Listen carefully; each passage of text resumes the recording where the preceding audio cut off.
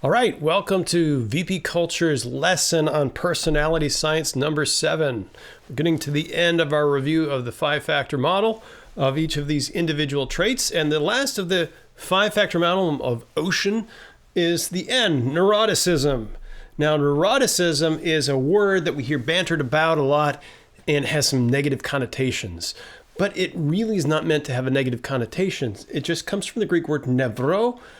So it means your nerves are really sensitive. It means you feel other emotions powerfully, particularly negative emotions.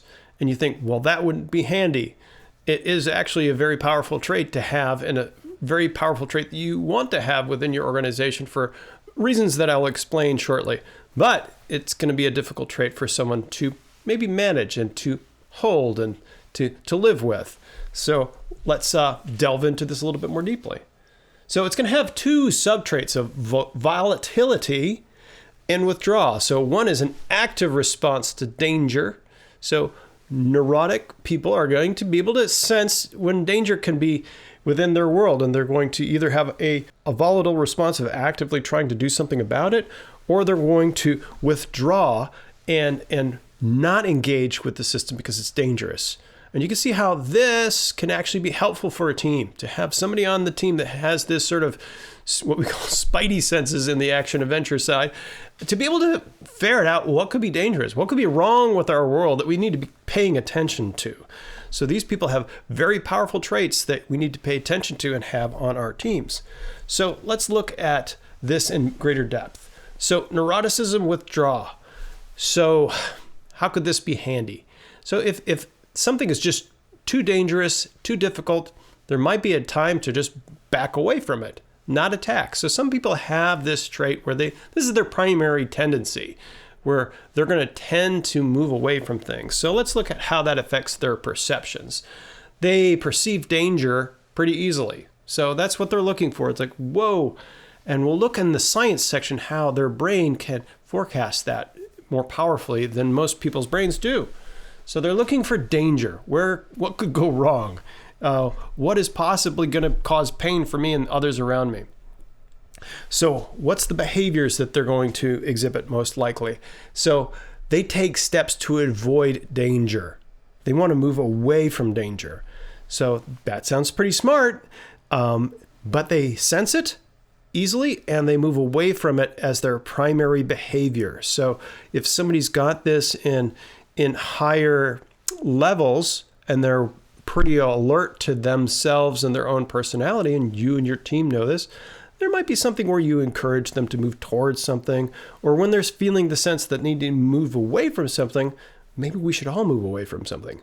Maybe there's something that we should really take their counsel on as being something important. We'll see some people who do this, and it leads to some really good results. So what about volatility?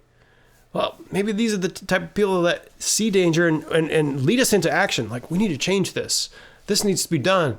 We need to actively watch out for this, or else we're going to get in trouble. These are the people who might be preparing for danger when everybody else is going, no, nothing's going to go wrong.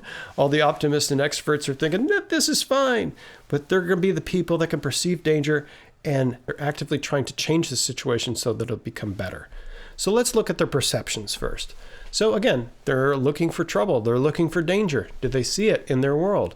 So they're constantly scanning and trying to make sure that there's no danger in their world. So see the situation from their eyes, both the volatile and the withdrawing person. When you present a new project, when you present a new idea to your group, they're going to go to what could go wrong with this. Oh, they're just a bunch of downers. They're always seeing the negative side of things. Well, use that as a strength. Don't criticize them. Bring out their strength. Ask them directly, what could go wrong with this? Feed into this as a strength, not as a weakness. They're going to see things that you don't because they have perceptions. They have a brain that's highly tuned to that. And we'll see more about that in a little bit when we get into the science section. Okay, so let's talk about their behaviors. What's the primary thing they're looking to? How to stop the danger. This is what they're looking for. How do we make it stop? How do we take measures actively to get it to stop?